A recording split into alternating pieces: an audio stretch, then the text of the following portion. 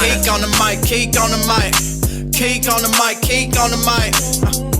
People, this the intro. Talk bad about my team, you must be a clown. This is Keek on the mic, so you know you better bear down. Bear down. Bear down.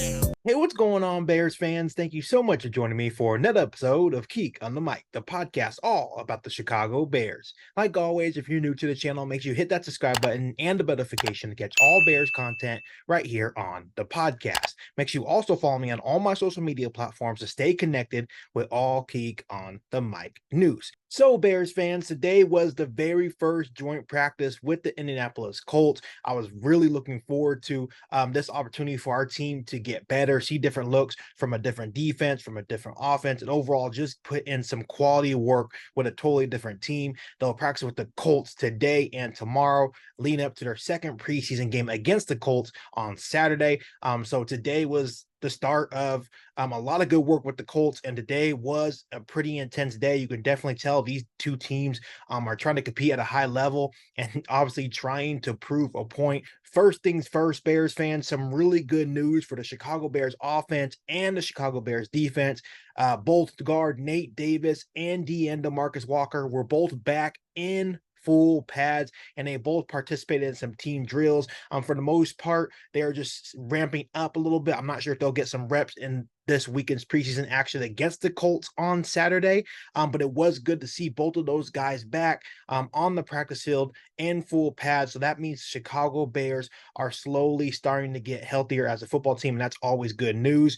Guys like Jaquan Brisker, Tremaine Edmonds, among others, are still out, weren't in pads. They were just on the bicycle, just warming up, keeping their body loose. Hopefully those guys can come back soon, but overall, it's really good to hear that both Nate Davis and DeMarcus Walker were both back for the Chicago Bears offense and defense. Bears fans, the big storyline of today's practice with the Indianapolis Colts was that Justin Fields was absolutely slicing and dicing this Colts defense, especially in the one-on-one periods where DJ Moore, I'll put it on the screen now, DJ Moore absolutely had an epic battle with Kenny Moore, the Colts cornerback, the really good Colts cornerback. They had a battle. Kenny Moore had a pass breakup, but then DJ Moore follows it up, comes back with a nice little route and a one-handed catch where Justin Fields placed the ball perfectly for DJ Moore. Absolutely highlight play. And all I have to say once again, Bears fans, is DJ Moore is a true number one wide receiver. Justin Fields finally has his guy. He continues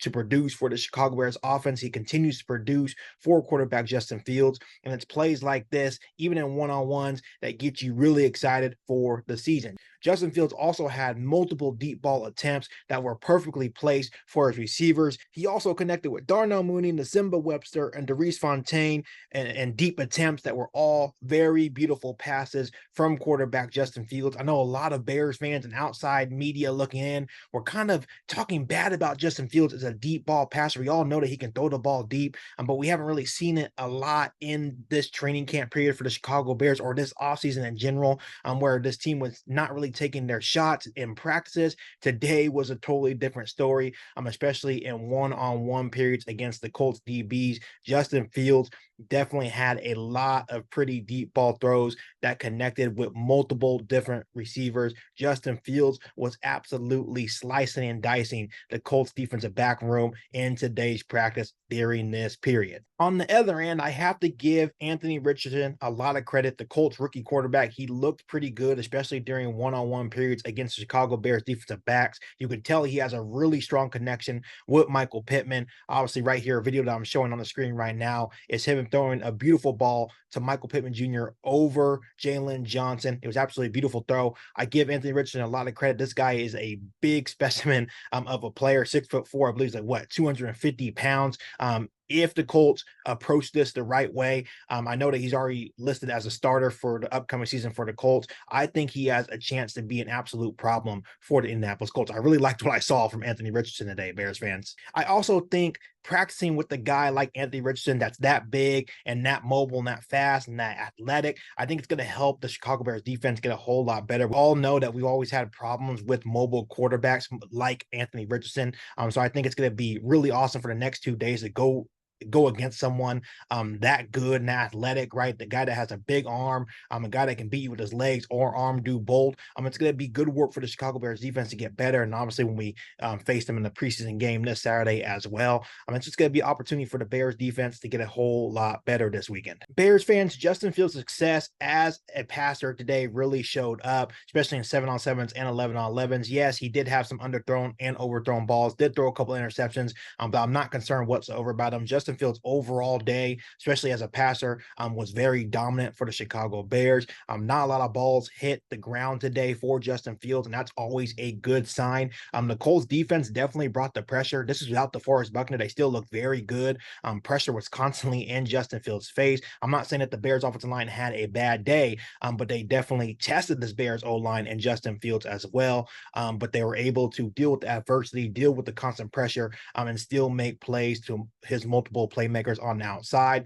Things did get a little bit chippy in today's practice, where after Justin Fields threw the ball, a hit came late by one of the Colts defensive ends. Tevin Jenkins and DJ Moore were among the teammates that kind of were chirping back at the defense for the Colts. And kind of going back and forth and saying, hey, it's just preseason, it's just offseason, don't hit Justin Fields. But at the same time, it is football, it is a contact sport. And on Saturday, you can't do anything like that. So my response to a guy like Tevin Jenkins and DJ Moore, hey, block better, give Justin Fields more time. But at the same time, if the ball is being released and you're hitting the guy late, that's definitely not okay. But I absolutely love to hear that the offensive line, like Tevin Jenkins, is protecting his quarterback. That's what he's supposed to do. But I also like that this Colts defensive line, as I expected they would, are really getting after Justin Fields and really making him work, because we need to see this. We need to see how Justin Fields deals with pressure in his face, if he can still deliver these throws. And overall, the reports coming out of today's practice with the Colts is that Justin Fields was handling the pressure really well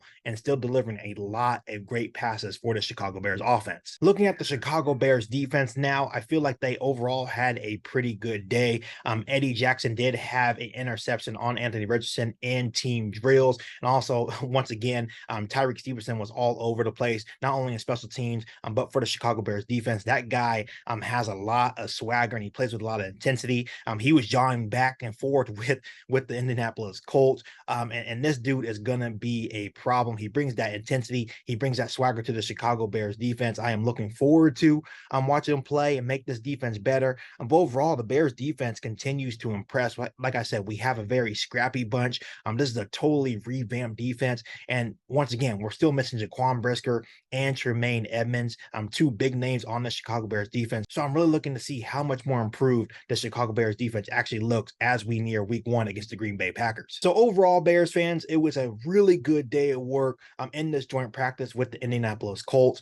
They'll be back at it again tomorrow for another joint practice with the Colts, leading up to the second preseason game against the Colts on Saturday. But overall, shout out to the Colts. They really came with their A game, really pushing the Chicago Bears, and they made us better. We made them better, and that's the point of joint practices.